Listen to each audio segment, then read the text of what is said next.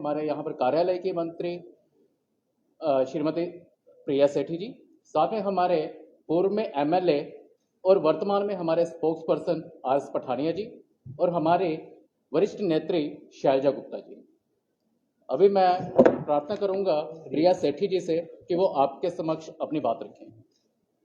देखिए, भारतीय राजनीति में खासकर लोकतांत्रिक व्यवस्था के अंदर मतदाता एक बहुत महत्वपूर्ण भूमिका निभाता है और जिस तरह से पूरे देश के अंदर आपकी वो जो वोटर लिस्ट है उसके ऊपर जो एक संज्ञान लिया जा रहा है और उसके ऊपर 25 और 26 तारीख को भारतीय जनता पार्टी पूरे राष्ट्रीय व्यापी जो एक अभियान जो है ले रही है, जिसके अंदर हमारे कार्यकर्ता जो ये हमारी वोटर लिस्ट बनी है, जो इलेक्शन कमीशन ऑफ इंडिया ने वोटर लिस्ट को जारी किया है, उसके माध्यम से हर एक वोटर तक जाएंगे। हर एक कार्यकर्ता भारतीय जनता पार्टी का, चाहे वो स्टेट का लीडर है, चाहे वो प्रदेश में बैठे हैं, चाहे वो आपके मंडल के हैं, चाहे जिले के हैं, चाहे बूथ के हैं, हर एक कार्यकर्ता जो है जमीनी स्तर पर उतरकर हर एक के साथ मिलकर जो है वोटर लिस्टों को कहीं ना कहीं उनके साथ उनका सहभागी बनकर जो है ये अभियान को चलाएंगे।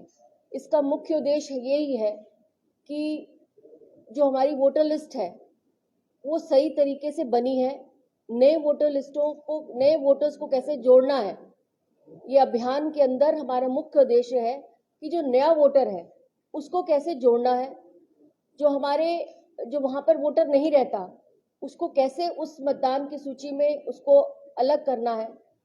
तीसरा एस्पेक्ट ये है कि आप जब जब जन जन तक आप जाते हैं तो कहीं ना कहीं एक जागरूकता जो है उसमें आती है, अपना डेमोक्रेटिक राइट जो है उसको कैसे निभाना है वो भी आता है।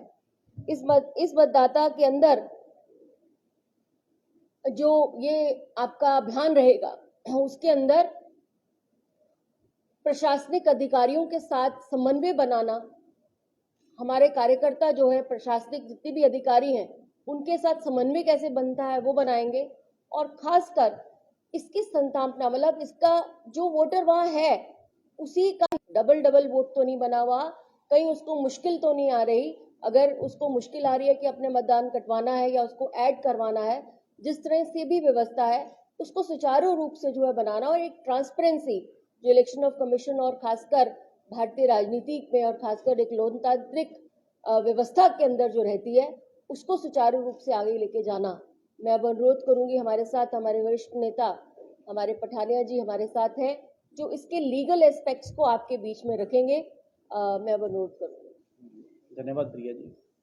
सभी प्रेस के, मीडिया, इलेक्ट्रॉनिक या जिसे कहते हैं OTT प्लेटफॉर्म्स के जितने भी मित्रजन अपने यहाँ पे आए हैं, सबको नमस्कार, सादर नमस्कार। आज की प्रेस कॉन्फ्रेंस को ऑर्गेनाइज करने का मेन जो उद्देश्य यही है कि Bharatiya Janata party Jammu Kashmir first time voter जितने भी जम्मू कश्मीर में हैं और फर्स्ट टाइम वोटर की भाषा और परिभाषा as per representation of peoples act के नए अमेंडमेंट के मुताबिक 1 अक्टूबर 2023 को जो 18 वर्ष क्वालिफाई करते हैं फर्स्ट टाइम वोटर्स को आह्वान करना। और जैसे कहा गया है अभी कि 25 और 26 को एक बहुत बड़ा पखवाड़ा प्लान किया गया है। मैं इस सब का महत्वता जिसे कहते हैं, प्रधानमंत्री जी का कोट है जिसमें वो कहते हैं, the power of vote is the biggest power in a democracy, vote is the most effective tool to bring positive. तो करोड़ों लोगों की जिंदगी को कैसे ट्रांसफॉर्म कर सकते हैं, वोट हर एक आदमी के लिए कैसे बन पाए, और खासकर फर्स्ट टाइम वोटर अपने आप को एनरोल करें, अपने आप को एनलिस्ट करें। और इसके लिए भारतीय जनता पार्टी सबको आह्वान, और सिर्फ आह्वान नहीं, मैं उससे भी आगे बढ़ के, जैसे अभी बहन प्रिया जी ने बताया कि एक स्टेट लेवल पे हमारा एक इसमें टोली, जिला लेवल पे टोली, जिला के बाद लोकसभा लेवल पे टोली, और लोकसभा के बाद विधानसभा लेवल पे हमारा टोली जिसे कहते हैं, और बूथ स्तर पे पोलिंग बूथ का जिसे कहते हैं, बूथ का भारतीय जनता पार्टी का अध्यक्ष और पार्टी का BLA 2 25 और 26 को इस बड़े पखवाड़ा में सबके साथ जिसे कहते हैं एक ज़्यादा वोटर इस पर एनरोल हो जाए और ज़्यादा से ज़्यादा लोग अपना इस राइट को एक्सरसाइज कर पाएं। और सबके एक पब्लिक जिसे कहते हैं कंजम्पशन के लिए छोटी सी एक सादा शब्दों में बात बता दूं कि वोटर बनाने के लिए सबसे पहले एक पासपोर्ट साइज फोटोग्राफ, अगर नहीं है तो बीएलओ स्पॉट पे वो बीएलओ खुद खींचेगा। दूसरा, आपके पास एज प्रूफ। एज प्रूफ कौन सा है? एज प्रूफ जो फॉर्म 6 जिसे कहते हैं, जो नया वोट बनाने का, उसके मुताबिक जो एज प्रूफ है लिस्ट है, इसमें सबसे पहले आ गया पैन कार्ड, आधार कार्ड, एजुकेशनल क्वालिफिकेशन, थाने का म्यूनिसिपैलिटी का जिसे कहते हैं सर्टिफिकेट, या ड्राइविंग लाइसेंस अपना, और इन सब के साथ साथ एड्रेस प्रूफ।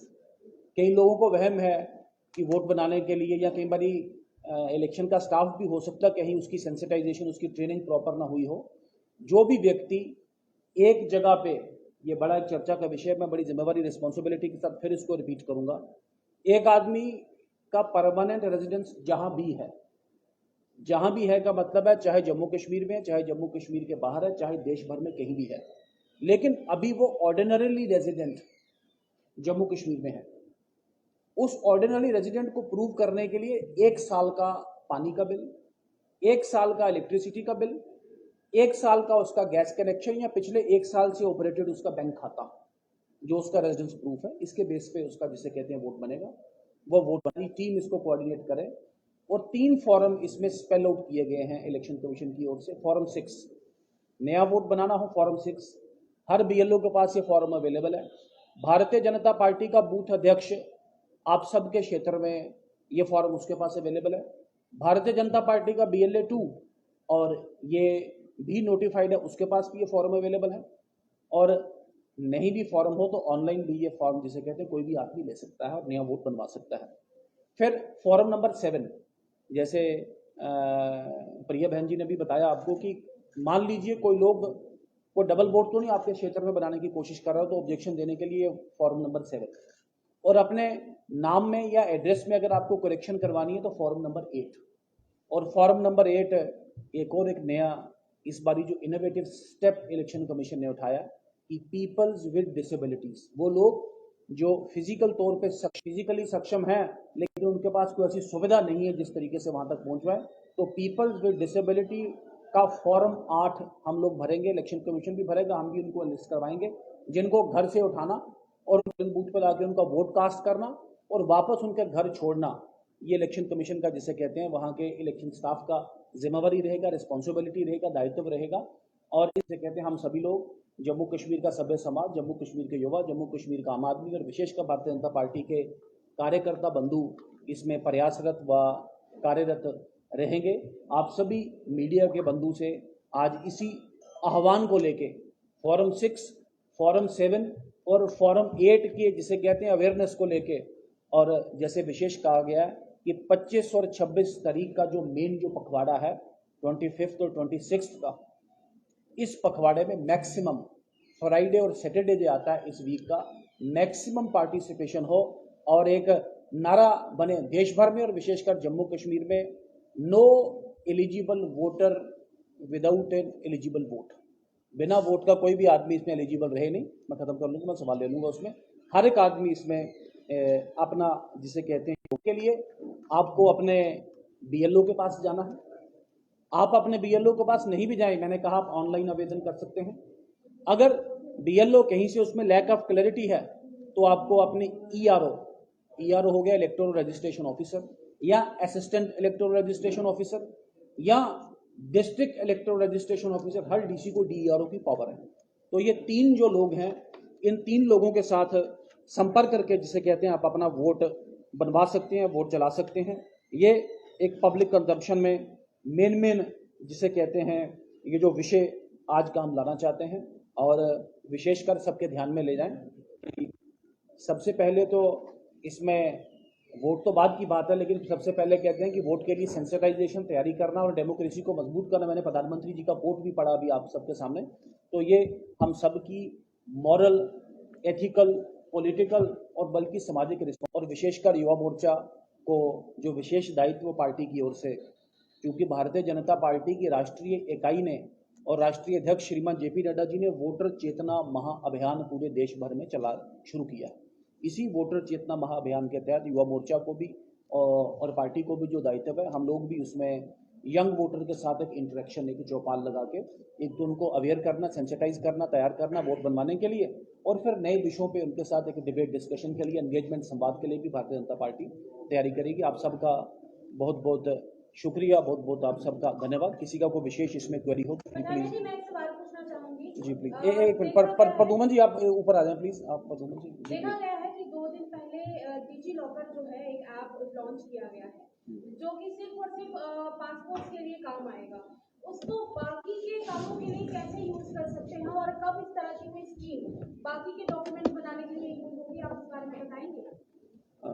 देखें, डिजी लॉकर एक भारत सरकार का, इन्होंने ठीक कहा है, इस डिजी लॉकर में किस किस तरीके से आप इस डिजी लॉकर को एक पब्लिक कंजम्पशन, पब्लिक पार्टिसिपेशन के ले सकते हैं। वी आर होपफुल, हम जल्दी इसमें वर्कशॉप करके अपने कार्यकर्ताओं को सेंसिटाइज भी करेंगे और लोगों को भी इसमें तैयार करेंगे कि मैक्सिमम उसका बेनिफिट ले पाए। लेकिन फिलहाल पासपोर्ट के लिए जिसके आपने कहा, ये एक this is a wonderful concept कि पहले के लिए भागना, ये तो घर बैठे ही आपका सारा काम होगा। वी आर थैंकफुल, आपने एक बड़ा इंपॉर्टेंट एक विषय उठाया। आप वैसे मैं जो सरोड टोल प्लाजा है जी राजपूत सभा पिछले कई दिनों से प्रदर्शन कर, जी, उसके बारे में बीजेपी का क्या मौक़िफ़ है? क्या बीजेपी कहती है कि वो टोल प्लाजा जो है उसको सस्पेंड करना चाहिए या अभी जाए?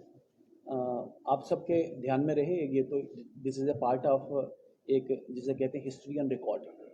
जब सड़क बन रही थी तो वहाँ पे टोल लगाने का काम शुरू किया गया था और भारतीय जनता पार्टी के कार्यकर्ताओं ने ही, वहाँ के जो स्थानीय हमारे नेता हैं चंद्र प्रकाश गंगा जी के नेतृत्व में जाके वो टोल उखाड़ के फेंका था। जब ये लगा था तब भी हमारा उसके बारे में अपना व्यू पॉइंट साफ किया था उसमें।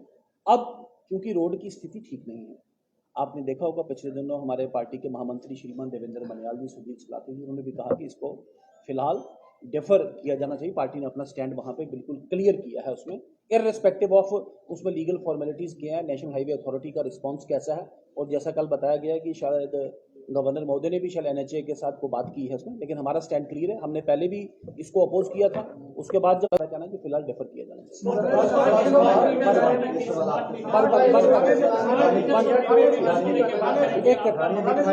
एक करके गिरफ्तारियां हुई हैं, इसको लेकर भाजपा क्यों नहीं आगे बात करती, यानी कि सांबा एडमिनिस्ट्रेशन